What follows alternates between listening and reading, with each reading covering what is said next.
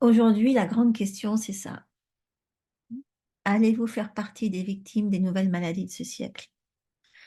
Et par ces nouvelles maladies, je parle de TDAH, auto-immunité, fatigue chronique, fibromyalgie, problème de thyroïde, autisme, etc. Que des choses dont on ignorait tout il y a plus de 100 ans, en gros, une centaine d'années, peut-être un peu moins encore. OK?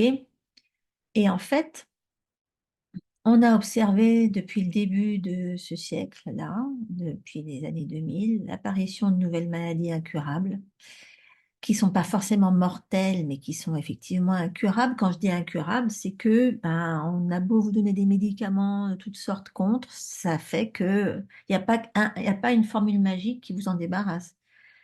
Et c'est pas parce que vous prenez des médicaments contre que ça vous nettoie ou que ça vous guérisse, hein. Tant que vous prenez des médicaments, ça veut dire que vous n'êtes pas encore guéri, hein. Et donc, ces maladies-là, elles concernent de plus en plus de gens et surtout de plus en plus d'enfants, de plus en plus jeunes. Et nous, les praticiens de techniques alternatives, on a le plus à considérer ce type de maladie parce que ce sont des problèmes pour lesquels la médecine classique ne peut pas grand-chose. Et par contre, on a été forcé de nous y intéresser et d'y trouver des solutions, surtout comment s'en protéger. Et c'est bien ce dont nous allons parler aujourd'hui. Alors, pour ceux qui ne me connaissent pas, ça c'est moi, voilà. Je suis franco-américaine, je vis entre les États-Unis et le Canada la plupart du temps. Euh, et donc, je suis membre actif de l'Association nationale d'aromathérapie holistique ici aux États-Unis. C'est ce qui me permet de former des aromathérapeutes certifiés, donc validés au niveau international. Et puis, je suis créatrice d'une méthode de guérison quantique appelée Aroma Soul Therapy, que j'enseigne dans ma formation en ligne, Aroma Pro Subtil, entre autres. Voilà. Alors, donc aujourd'hui, de quoi s'agit-il? Donc, les nouvelles maladies de ce siècle. Tout d'abord, il faut savoir que la liste est très longue. Et je ne vous donne ici que ce qui se voit de plus en plus tôt, même chez les enfants.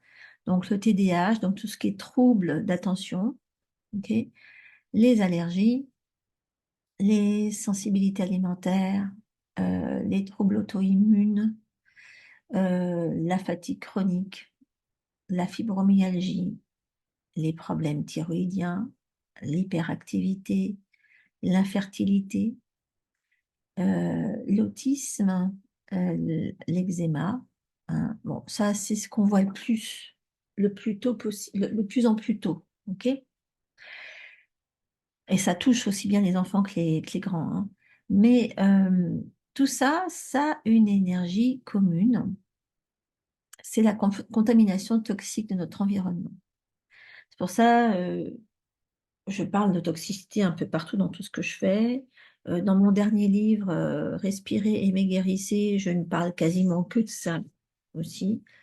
Euh, et on ne sait plus quoi faire pour vraiment, enfin moi, parce que c'est clair que la toxicité, c'est pas le souci premier d'énormément de gens, parce que ce sont des gens qui l'entretiennent, cette toxicité, ou qui veulent même pas en entendre parler, mais on est quand même pas mal de thérapeutes alternatifs à comprendre à quel point elle est à l'origine de tout ce qu'on voit.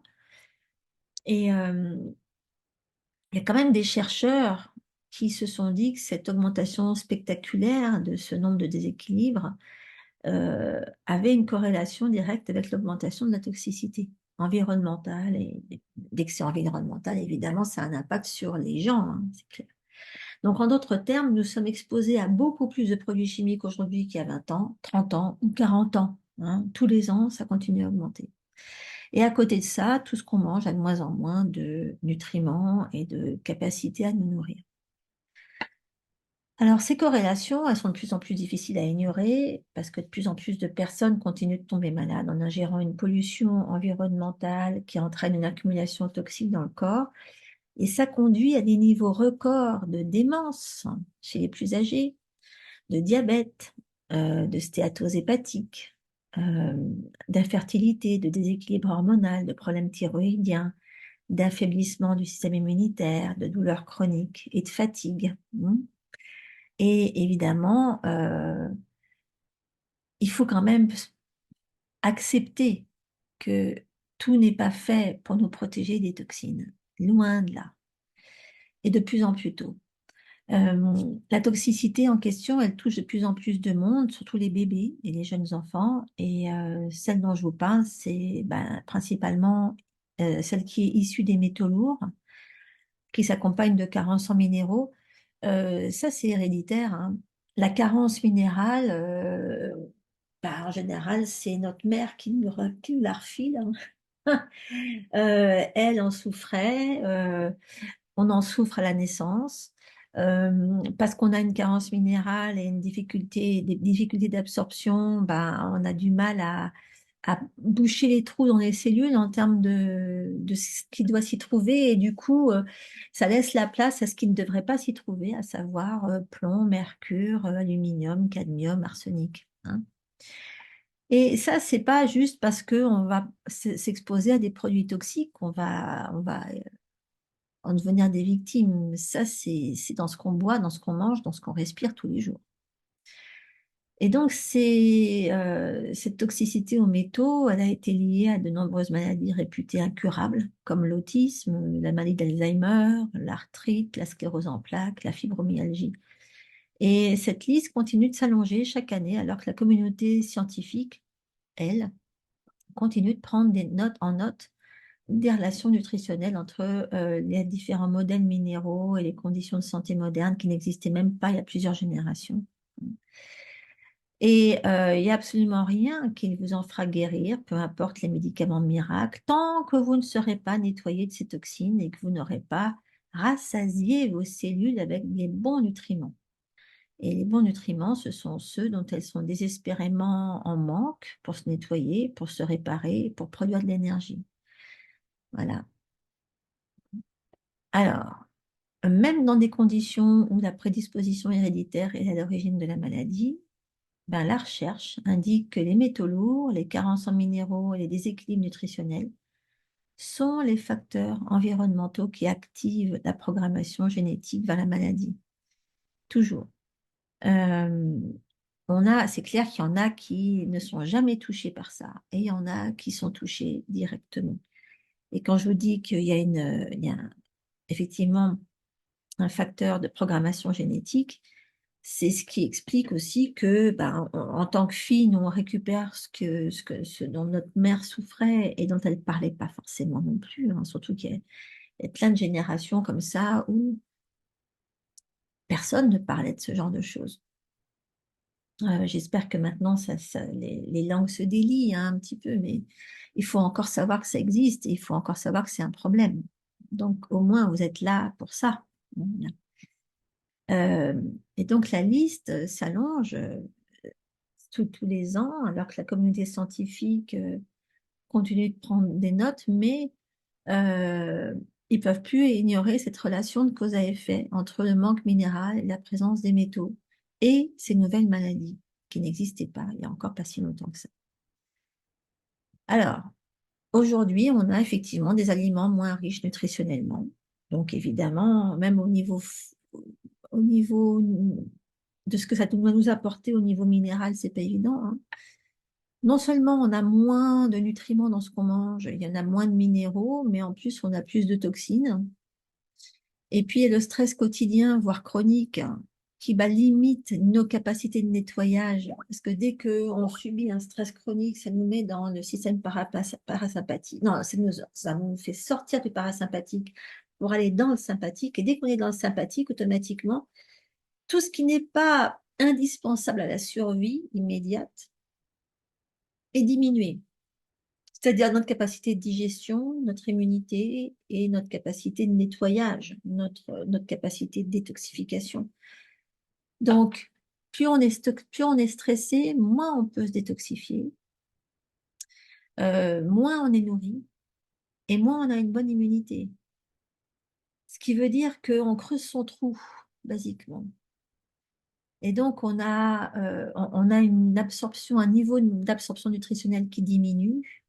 et on a une immunité qui diminue aussi, donc on est beaucoup plus prédisposé à attraper des cochonneries, enfin attraper, à déclencher une fibromyalgie, des problèmes cardiovasculaires aussi, mais je veux dire thyroïdiens, ou tout ce qui est chronique en fait. Alors il faut surtout savoir que, enfin moi quand je parle de ça, quand je parle de ça à un client ou une cliente, je regarde avec des yeux ronds et je lui dis, mais personne, parmi tout ce que vous avez pu vous farcir comme test et comme analyse, etc., personne ne vous a jamais parlé de métaux lourds? Ah non, jamais. D'ailleurs, je pourrais poser la question ici, parmi vous, qui, euh, qui a déjà été investigué en termes de métaux lourds? À qui on a déjà demandé, au fait, tiens, faites cette analyse-là, quoi. C'est vraiment pas tous les jours, hein. Donc, les métaux lourds sont vraiment jamais. Bon, moi, je parle pas de celles qui l'ont fait grâce à moi. Ouais. Euh, mais donc, quand on suspecte que nos symptômes sont des signes de toxicité et de carence minérale, il y a une façon peu coûteuse et rapide d'en avoir le cœur net. Bah, c'est l'analyse minérale des cheveux, hein, j'en parle à chaque fois. Euh, on fournit, euh, c'est un outil de dépistage qui est quand même peu coûteux, hein. On peut commencer par ça avant de se lancer dans des tests qui vont coûter une blinde, qui vont creuser le trou de la sécu. Euh, mais alors, les carences minérales, ça, souvent, on n'y pense pas. Et c'est bien beau de nettoyer les métaux, mais si on ne remplace pas par des minéraux, on tourne un peu en rond. C'est vrai qu'on ne parle pas autant de minéraux que de vitamines. Moi, de mon côté, j'ai remarqué l'impact du manque minéral sur l'état général des femmes et surtout sur leur équilibre émotionnel. La plupart du temps, quand elles viennent me voir pour des problèmes d'anxiété ou des problèmes de dépression, euh, je trouve systématiquement qu'elles ont des grosses carences minérales, hein. Bon, elles n'ont pas d'autres trucs qui clochent, mais ça, c'est fondamental. C'est le début, c'est la base, hein. Dès qu'on est nourri correctement au niveau minéral, on a une autre stabilité émotionnelle, hein, ça change tout. Euh, et puis, il y a aussi, il faut savoir que les minéraux, c'est des bougies d'allumage pour la vie. Ils sont impliqués dans presque toutes les réactions enzymatiques du corps. Et sans activité enzymatique, eh ben, il n'y a pas de vie. Et le fondement de la santé réside quand même dans un apport minéral adéquat et des apports et des rapports minéraux idéaux. Parce que il faudrait, bien sûr, il faut parler des rapports, hein. Et effectivement, Fabienne, quand je parle des métaux lourds, bien sûr, les jeunes enfants sont de plus en plus concernés. Et on peut difficilement remettre en question les vaccins parce qu'ils sont obligatoires et c'est cuit à ce niveau-là. Mais je compte pas les fois où on m'a demandé de l'aide pour un gamin qui avait disjoncté au niveau du système nerveux suite à un rappel de vaccin. C'est des gamins qui ont même pas 2 ans la plupart du temps. Donc, les minéraux doivent être le fondement et la priorité dans vos efforts d'équilibre. Et ça résout la majorité des problèmes de santé que vous tentez en vain de corriger par d'autres moyens. Si vous n'avez pas fait ça déjà à la base, il y a des grandes chances pour que tout ce que vous fassiez en dehors de ça ne fonctionne pas. Ok. Donc, les minéraux sont essentiels à la vie et ils sont conducteurs de processus biochimiques. Et quand on sait qu'on a des milliards de cellules et encore plus d'échanges biochimiques permanents, hein, je veux dire, tous les quarts de seconde, je ne sais plus combien il y en a, mais enfin, c'est énorme ce qui peut se passer en nous. Et donc, ça fait partie de notre harmonie interne. Et si on n'a pas de quoi aider notre corps à fonctionner dans ce sens-là, bah, on se fabrique des problèmes, hein. La fonction donc, de ces minéraux, ça aide à la formation des dents et des os, ça aide au maintien de la conduction nerveuse, ça aide dans les fonctions enzymatiques et dans la contraction musculaire, hein. C'est quand même des milliers et des milliers de réactions biochimiques. et elle contrôle en fin de compte votre métabolisme, votre digestion, la régénération des tissus. Ok. Donc, tout ça, ça dépend de plein d'oligo-éléments. Et malheureusement, si leurs places dans les cellules sont prises par des métaux lourds, ben, c'est cuit. Hein. Tant que les métaux lourds sont là, d'abord, ils imposent beaucoup de toxicité au corps, mais ils empêchent que les cellules profitent des oligo-éléments et des minéraux qu'elles devraient utiliser pour bien fonctionner. Alors, le lien entre les minéraux et la santé est de plus en plus reconnu par les meilleurs experts. Euh, et ils savent à quel point c'est interconnecté avec des problèmes de dégénération. Donc, on établit le lien entre le manque de minéraux et le vieillissement prématuré. Ok, surtout. Et c'est clair que c'est pour ça, bon, si vous ne rétablissez pas votre capacité d'absorption à un moment ou à un autre, sachez que tout ce que vous prenez en termes de compléments alimentaires ou d'aliments bio, de qualité, etc., ça ne servira pas à grand-chose. Et malheureusement, c'est vrai que déjà, encore une fois, même si c'est des aliments de qualité par rapport à ce qu'on trouve aujourd'hui, ça reste très pauvre par rapport à ce qu'on trouvait il y a 60 ans. Mais si en plus vous avez des problèmes énergétiques pour les assimiler, je pense au couple rat-estomac principalement, vous en profitez encore moins. Et c'est là que vous avez moins de chances de maintenir la bonne régénération de vos cellules. Donc, il y a le vieillissement prématuré, mais il y a aussi la, la- ça vous, du coup, la protection anti-cancer n'est pas la même. Ok. Faut se rappeler que quand il n'y a pas une bonne régénération, il y a dégénération. Donc, automatiquement, il y a plus de risques de développer des problèmes dégénératifs et donc des maladies, toutes sortes de maladies dégénératives. Il n'y a pas que le cancer, hein, il y en a plein. Hein. Et aussi des maladies psychiatriques. Je pense en particulier à tout ce qui est issu des problèmes de méthylation de certains neurotransmetteurs, en particulier le D4, qui est très facile à relancer rien qu'avec de la méthylcobalaminine. Euh, mais il faut associer ça à une bonne absorption en règle générale, hein, qui peut venir tout simplement d'un blocage émotionnel. Il y a tellement de choses à prendre en considération. Mais la règle, quoi qu'il en soit, c'est l'équilibre. Même si de nombreux minéraux essentiels sont nécessaires à la santé et la vitalité, euh, ben une accumulation excessive peut s'avérer désastreuse en général. Le fer et le cuivre, hein, ils sont considérés vitaux, mais ils entraînent quand même une intoxication s'ils s'accumulent dans l'organisme.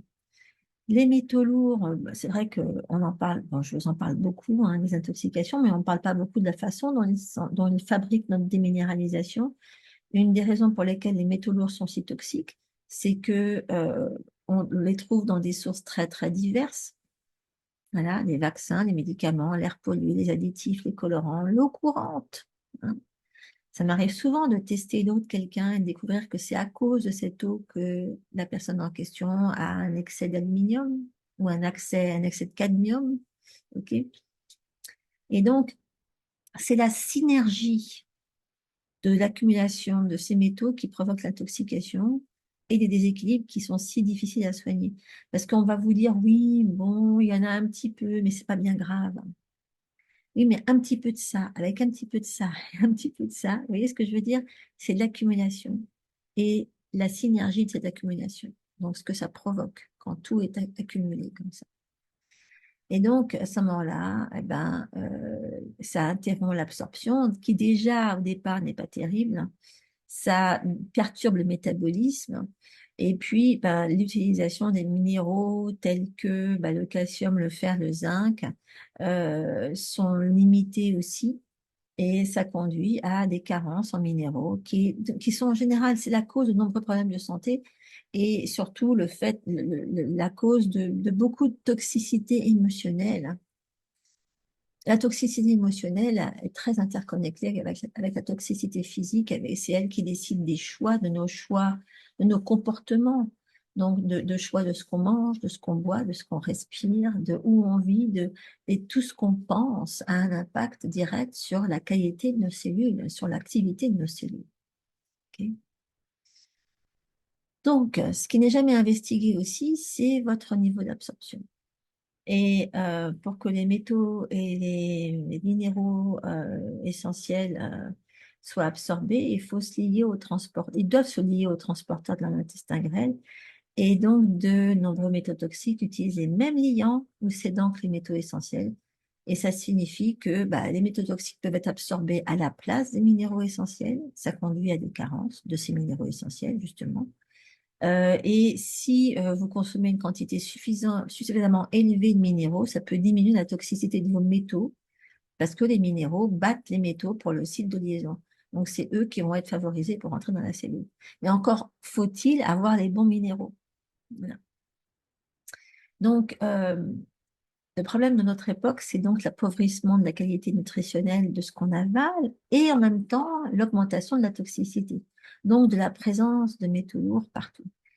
Et un déséquilibre se crée là où les métaux devraient être capables de gérer la présence des métaux lourds, les minéraux, je veux dire. Et donc, juste pour vous donner une idée de ce qui peut arriver à n'importe qui, c'est que bah, une carence en fer va entraîner une augmentation de l'absorption du plomb et de l'absorption du cadmium.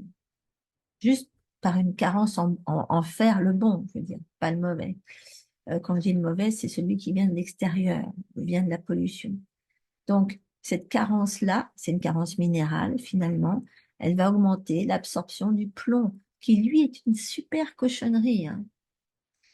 Et donc, le fer et l'arsenic ont une relation aussi antagoniste. Ça signifie que le fer va rivaliser avec l'arsenic. Donc, si vous avez suffisamment de fer, vous n'aurez pas trop de toxicité d'arsenic. Et aujourd'hui, l'arsenic, je la vois beaucoup. Euh, je choque dans ces cas-là, mais je vous rappelle que bah, tout le riz qui vient d'Asie, il est complètement pollué par l'arsenic.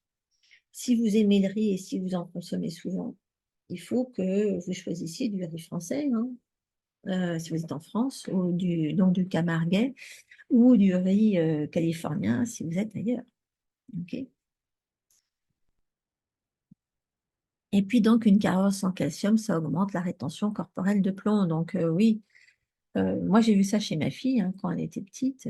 Elle m'a fait du plomb, mais je l'ai su très tard. Mais elle avait déjà des problèmes elle avait des carences minérales à la naissance grâce à moi. On avait ça en groupe, hein, de mère en fille, hein, depuis mon arrière-grand-mère. On a ça. J'ai découvert ça beaucoup plus tard. Mais ma fille avait beaucoup de plomb dans l'organisme et ça a été un long processus pour le retirer par contre. Donc le sélénium, tout le monde à un moment donné a fait une cure de sélénium. Moi c'était la mode hein, quand j'étais petite, on me bourrait de jours de bière, de choses comme ça.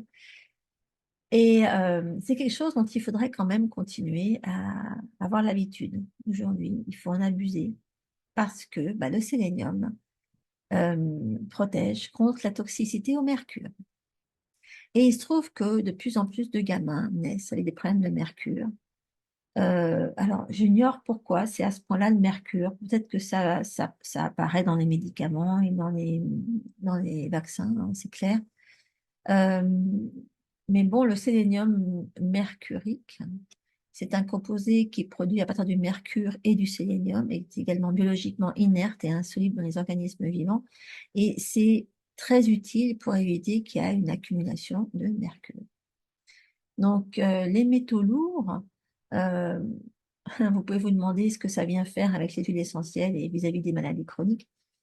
Eh bien, sachez que les métaux lourds, ça imite les minéraux essentiels, donc ça pénètre finalement dans la membrane cellulaire en utilisant le même système de transport que les minéraux. Et donc, une fois qu'ils sont entrés dans la cellule, ils ont la capacité de modifier sa structure nucléique, donc son noyau, et ils affectent négativement l'activité de l'ADN et de l'ARN. Et c'est là que ce qui est dégénératif s'installe. Et bon, le cancer en particulier, hein, c'est quand la structure ADN a été changée. Et donc, c'est là que les changements génétiques se produisent et que les nouvelles fragilités apparaissent et que ça facilite l'installation de maladies chroniques sans qu'une immunité adaptée vienne nous en protéger. Et donc, il faut beaucoup d'antioxydants, et il faut beaucoup d'épuratifs, et il faut beaucoup d'immunostimulants, et c'est là que les huiles essentielles entrent en ligne de compte, ok? Parce qu'elles sont immunostimulantes, antioxydantes et dépuratives, d'accord? Donc, on a compris que la plupart des maladies chroniques de ce siècle font leur nid dans un ventre toxique et inflammé, endommagé, et surtout dans un intestin qui fuit. Et on dit aussi de plus en plus que dès qu'il y a un intestin qui fuit, il y a aussi un cerveau qui fuit. Alors le cerveau, c'est la cible des métaux lourds, parce que c'est du gras. Les métaux lourds, ils viennent s'installer dans les tissus adipeux. C'est pour ça dans le cerveau et dans les terminaisons nerveuses, hein. Et c'est lorsque la barrière qui sépare le cerveau de la circulation sanguine est défaillante que les troubles cognitifs et même psychiatriques peuvent apparaître, tels que bah, la dépression, euh, l'anxiété, l'irritabilité, la perte de mémoire, les maladies telles qu'Alzheimer et Parkinson. Dans le ventre, bon, on a des métaux qui s'attachent à la muqueuse intestinale, qui entretiennent l'inflammation et qui généralement apportent aussi de la candidose, hein, donc de la chronicité. Il y a rarement des métaux lourds qui ne sont pas accompagnés de candidose, hein, et vice-versa. Donc il faut malheureusement faire les deux en même temps, hein. Il faut s'attaquer aux deux en même temps. Parce que métaux et candidose sont indissociables. Donc, dans mon livre L'équilibre anti-candidat, je parle de ces cas particuliers que sont les autistes et surtout du fait qu'aujourd'hui, de plus en plus d'enfants bénéficient d'une approche qui implique la détoxification et la nutrition avec beaucoup de succès, alors que bah, il y en a plein qui ont des idées reçues, hein, qui sont convaincus que l'autisme, c'est comportemental. Je suis désolée, mais non, bah non, c'est que chimique, hein. C'est pas une maladie du cerveau. Euh, Ça a des conséquences génétiques associées à des facteurs environnementaux. Donc, tous les gamins vont pas réagir. C'est pour ça on peut pas faire de généralité avec l'impact des vaccins. Tous les gamins ne sont pas des cocottes minutes prêtes à exploser dès qu'on va leur injecter quelque chose. Mais malheureusement, il y en a beaucoup. Et eux, une fois que leur cerveau aura été grillé par un excès de métaux, eh ben c'est foutu. On ne peut pas renverser la situation. On ne peut pas les réparer. C'est cuit, dans tous les sens du terme. Et donc, on ne prend pas assez en considération la biochimie de l'organisme et celle du cerveau. Enfin, il se base sur des grandes généralités. Et malheureusement, il y a trop d'enfants, on ne peut pas le savoir à l'avance. Voilà. Il faudrait pouvoir tester les gamins avant qu'ils se fassent vacciner. Et bah, d'ailleurs, c'est vrai que je crois que c'est dans la Constitution, enfin, dans, officiellement, ça devrait être le cas, hein. Vérifier que tous les gosses qui se font vacciner sont aptes à être vaccinés, mais c'est jamais fait. Donc, bref, lorsqu'on parle de déséquilibre biochimique, la candidose et l'intoxication aux métaux lourds, c'est impliqué tout ça.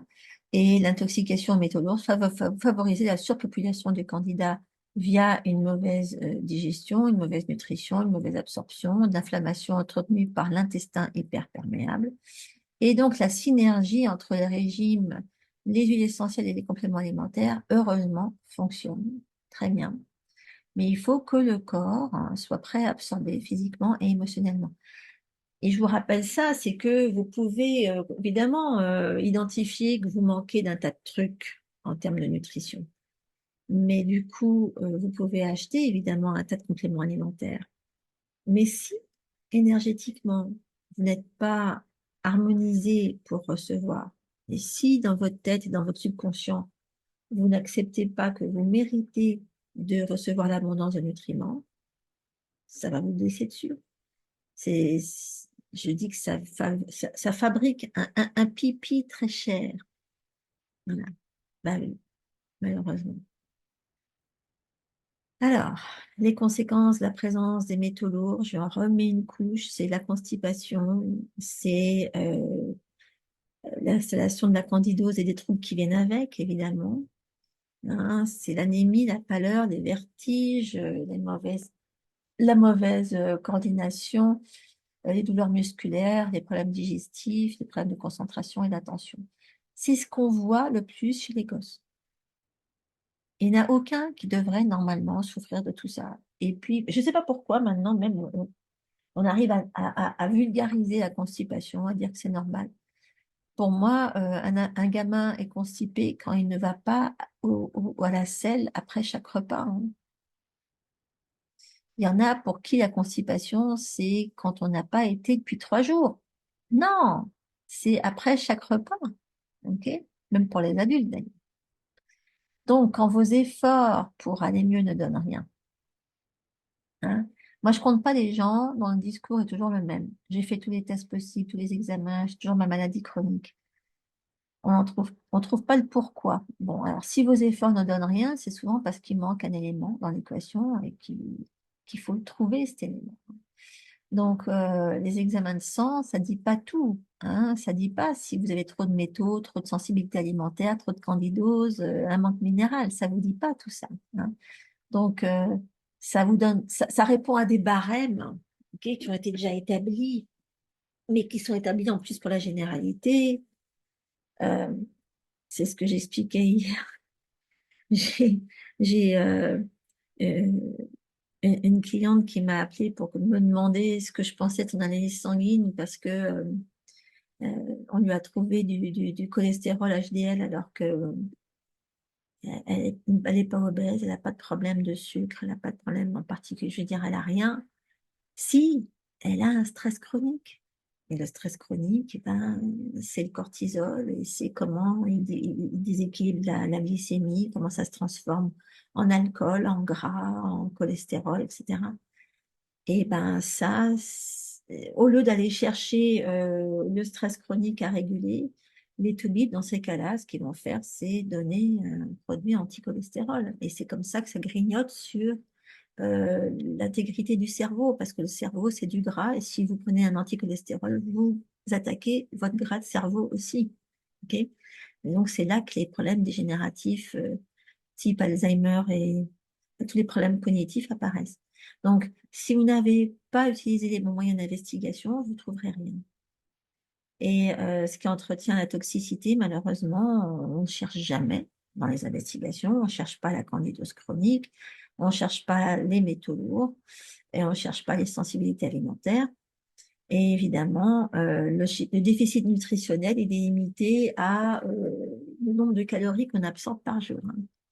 Donc, si vous ne savez pas ce que vous devez nettoyer, vous ne pouvez pas le faire, vous ne pouvez pas agir correctement non plus. OK? Donc, le conseil qu'on ne vous donne jamais, c'est au moins respirer une huile essentielle par jour. Donc, agir tous les jours pour éviter l'impact de la toxicité quotidienne, interne et externe, c'est avec une huile essentielle. Agir tous les jours sur les problèmes de peau issus de la toxicité du ventre, pour éviter la toxicité du foie, de la vésicule biliaire, du rein, de l'accumulation des vers, des infections bactériennes. Il y a la graine de carotte. La graine de carotte, c'est un monstre. Si vous n'avez jamais utilisé une huile pour tout, ayez une graine de carotte. Okay. Locus carota pour les intimes.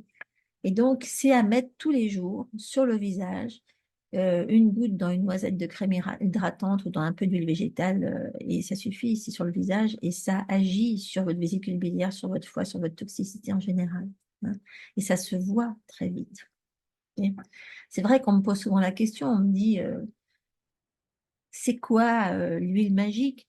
Je ne trouve pas qu'il y ait une huile magique, une huile qui serve à tout. Mais s'il fallait vraiment en sortir une qui vous protège du pire, ça serait vraiment la carotte. Mais il y a des dizaines de possibilités. Ok. Il ne faut pas vous limiter à une seule huile essentielle.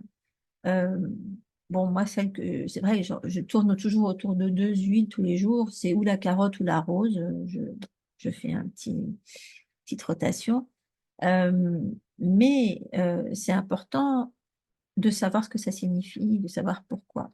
Donc, il faut surtout créer une nouvelle vie avec de nouvelles habitudes. Il faut déshabituer euh, d'avoir recours à des produits pharmaceutiques pour un oui, pour un non. Surtout qu'on peut très facilement les éviter grâce aux huiles essentielles. Et donc, plus vous prenez l'habitude d'utiliser des huiles, moins vous prendrez de médicaments, moins vous en aurez besoin, moins vous aurez le réflexe d'en prendre, moins vous y penserez même. Moi, ici, il n'y en a pas, donc c'est pas difficile. Non. Bon. Mais en plus, vous aurez la preuve que moins vous en prenez, moins vous en prenez et moins vous en prenez. Et vous aurez la preuve que vous pouvez vous faire confiance. OK? Donc, agir par amour pour vous, ça réclame un petit peu de rééducation. Euh, il faut apprendre à vous faire confiance parce que personne ne le fera mieux que vous pour prendre les bonnes décisions dans votre vie. Et utiliser les huiles, c'est un tout premier geste d'amour envers vous-même. Ok. Donc, il faut servir d'exemple à votre entourage et ajouter votre goutte d'eau à la mer d'informations nécessaires à un changement possible. Tant que les gens ne savent pas que c'est possible, hein, ils ne le feront pas. Et puis surtout, il faut faire valider ce en quoi vous croyez. Ok. Et pour ça, il y a plein de moyens de validation dont je m'occupe et ça, je vous en parlerai une prochaine fois. Voilà. Alors, euh, est-ce que vous avez des questions?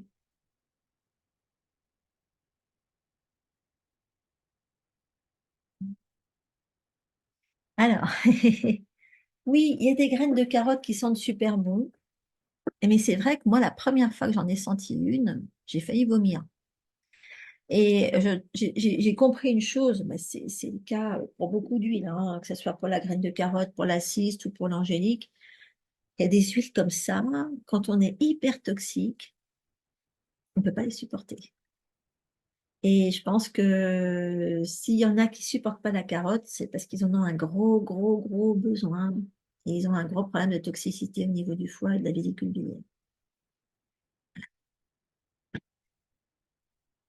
déjà. Alors, ah bah oui, Steph, si ton mari peut pas la supporter, c'est qu'il en a besoin, hein. Bah, t'as qu'à la cacher derrière un petit peu de citron. Tu te touilles, citron, carotte, ce sera moins pire. Il faut ruser. Et puis, il lui en faudrait. C'est qu'il a des, il doit être assez rigide. Ton mari il doit être rigide, il doit être contrôlant, il doit avoir tous ces stigmates de la toxicité du foie. Oui, on peut mettre un peu de citron sur le visage. On peut mettre une goutte avec une goutte de carotte bien diluée. Mhm.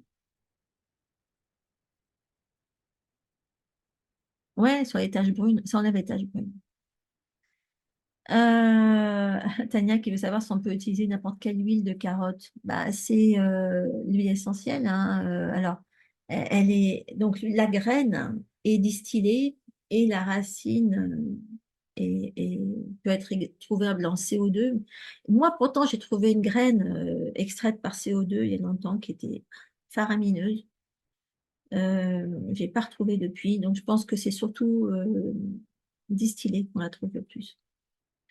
Alors, Sylvie qui me demande si la carotte va soutenir le couple rat-estomac. Non, non, c'est pas son boulot, hein. Elle, c'est vraiment vésicule biliaire foie. Rat-estomac, c'est la cardamome, c'est le benjoin, c'est le basilic. Non, pas le basilic. C'est le. Il y en a toute une flopée. D'un coup, je crois que le gingembre. Euh, Mais le benjoin, oui.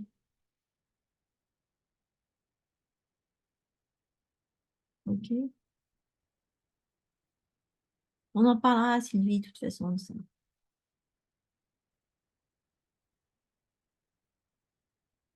Euh, Bon, ben c'est bien, vous n'avez pas de questions, c'est génial ça. Oui, pour le riz, en fait, attention, ça rigole pas le riz, hein.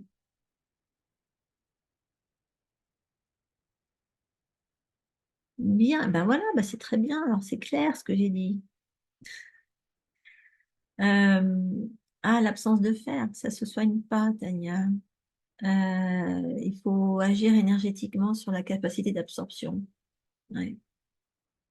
Et on ne soigne pas l'absence, on travaille sur la réabsorption du fer. Ok. Ah, Sandrine qui veut savoir quel minéral pour éliminer le plomb. On ne va pas prendre un minéral en particulier pour éliminer le plomb. Il faut avoir un assortiment de minéraux. Mais pour le plomb, moi j'ai utilisé le permanganate de potassium dans le creux des coudes et derrière les genoux, 2 fois par jour, pour pomper le plomb. Marcel qui me demande si ma crème pour la jeunesse de la peau du 5 mars 2012 est toujours conseillée. Alors attends, il y avait 30 gouttes, de 6 gouttes de suie essentielle. Oui, pourquoi pas? 30 gouttes en tout dans 50 millilitres de crème de base, c'est bon. Mais bon, l'idéal, Marcel, c'est d'identifier celle dont on a le plus besoin via Aromasource Therapy, via ce que je vous explique dans le bouquin, hein. J'ai progressé quand même en 10 ans, hein.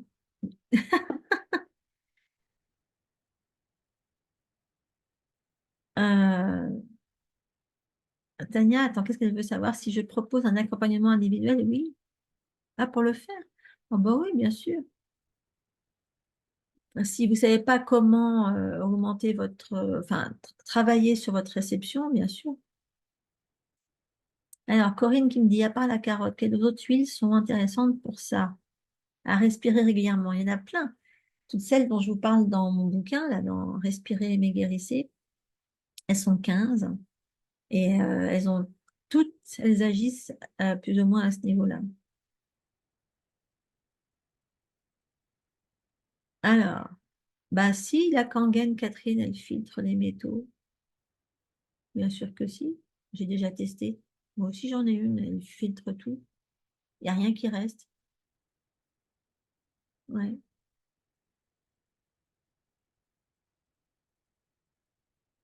Alors, Nathalie qui me dit, j'ai pas pu être tout à fait attentive, on a une idée de la capacité d'absorption.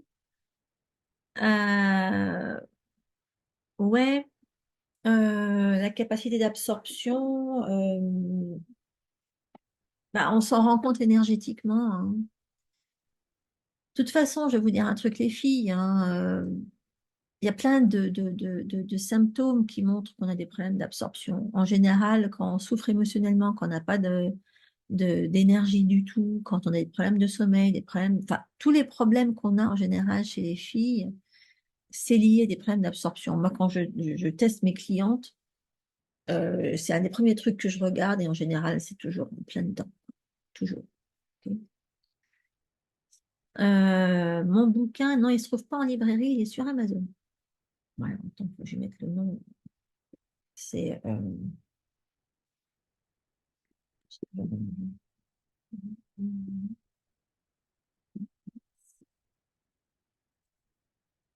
Ouais, il est sur Amazon. Parce que j'ai arrêté de me faire tondre le poil sur le dos par les fabricants de bouquins, par les éditeurs. Non, mais c'est beaucoup plus sympa d'être indépendante plutôt que d'être coincée avec ouais, ce que les éditeurs veulent faire. Ok. Euh, oui, donc Corinne qui dit, oui, voilà, si vous voulez savoir lesquelles sont les bonnes pour vous à respirer, c'est expliqué dans le bouquin. Voilà. Toute une technique, en fait. Et du coup, ça limite considérablement. Vous n'avez pas besoin d'apprendre tout sur vos huiles. C'est les huiles qui vous expliquent ce qui vous arrive. C'est une fois que vous avez identifié votre huile, énergétiquement, je dirais même plus quantiquement, à ce moment-là, vous savez, vous comprenez dans quel sens vous devez travailler sur vous. C'est l'huile qui vous explique tout. C'est ça qui est bien. Eh ben, l'oligoscan, bien sûr, mais il faut aller chez quelqu'un pour le faire, hein. On n'est pas forcé de le faire. On peut bien sûr. Si vous avez personne près de vous qui le fait, vous pouvez juste envoyer vos cheveux pour se faire tester au niveau minéral. Voilà, ça doit être la même chose.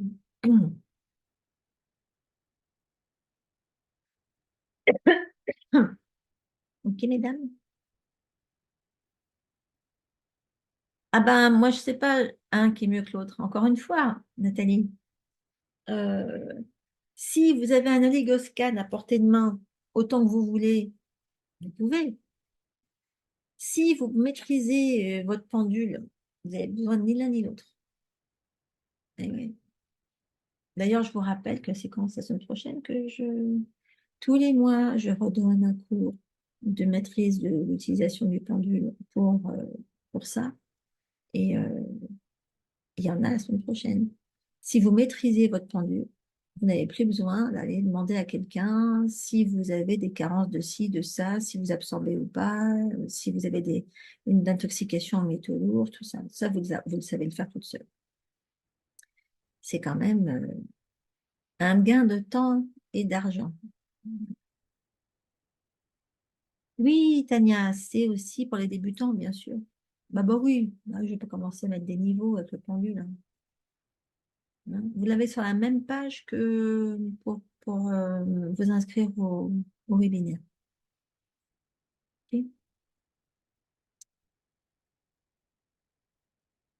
Et d'ailleurs, Tania, si vous voulez plus d'infos sur mon bouquin, sur la page, alors si vous avez été sur la page des webinaires, c'est sur mon site. Et donc, si vous regardez dans le menu, vous trouverez livres.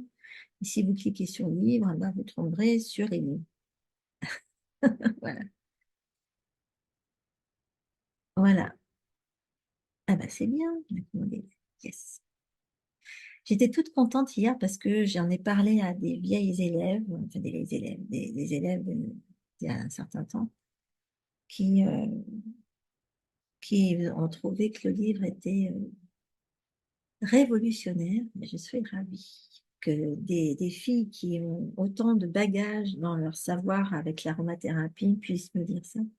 Je suis bien contente. Le but, c'est que vous soyez la plus autonome possible dans l'utilisation de vos huiles et que vous n'ayez pas besoin d'utiliser des tas d'huile pour aller mieux. En fait, maintenant, dans le monde de l'aromathérapie, on essaye le plus possible de protéger les huiles, de protéger la terre et d'éviter qu'il y ait une intoxication de la terre à cause de toutes les cochonneries que les gros industriels de l'aromathérapie, enfin, de la production d'huile essentielle utilisent aujourd'hui. Et euh, il faut qu'on apprenne aux gens à utiliser le moins d'huile possible en identifiant celle dont ils ont le plus besoin. Voilà. Et plus vous savez faire ça, moins vous avez besoin de ratisser large avec un tas d'huiles qui sont inutiles, qui vont juste faire beau dans la formule. C'est ce qui est fait en France, malheureusement. Tania qui demande si, quand le corps est intoxiqué, on bénéficie des huiles qu'on respire. Eh ben oui, bien sûr, hein. Bien sûr. Les huiles qu'on respire, ça c'est expliqué dans le bouquin. J'explique comment ça marche, hein. L'olfactothérapie, ça agit directement sur le système nerveux. Dans le bouquin, je vous explique comment mesurer où vous en êtes avant et après l'olfaction d'une huile. Et vous pouvez voir avant l'olfaction à quel niveau vous êtes toxique ou à quel niveau vous êtes stressé, etc. Et vous faites la différence. Vous pouvez mesurer ça après l'olfaction d'une huile. Mhm. Non, je ne recommande pas des marques de qualité d'huile dans le bouquin. Je ne me permets pas. Mais tout ce que je peux vous recommander de faire, c'est d'aller vous fournir chez des petits de préférence, des petits producteurs locaux. C'est vrai qu'il y a des huiles qui sont pas produites en France, mais du moment où vous évitez les gros machins qui se vendent en pharmacie, c'est déjà ça. Et les gros machins qui se vendent à grande échelle dans les grandes villes, etc., qui ont pignon sur rue aussi. Oui. Mais si parmi vous, il y en a qui ont des marques à recommander, mettez-le dans le chat pour celles qui ne savent pas, hein. Oui, Corinne, le contenu du livre est accessible à tous, bien que il y en a qui, enfin bon, Il faut être intéressé par le sujet. J'ai essayé de le vulgariser le plus possible. Mais c'est vrai que derrière, il y a une thèse de doctorat quand même. Il est censé être... j'ai essayé de le rendre le plus accessible possible. Mais oui, il faut pouvoir remettre le nez dedans. Voilà. Oui, alors Alixir, c'est pour le Canada, hein. Mais c'est très bien. Québec, c'est très bien, mais c'est canadien. Huile essence, c'est très facile d'accès aussi. Voilà, exactement. Laguet, Saint-Hilaire, c'est très bien. Mm. Ok, mesdames.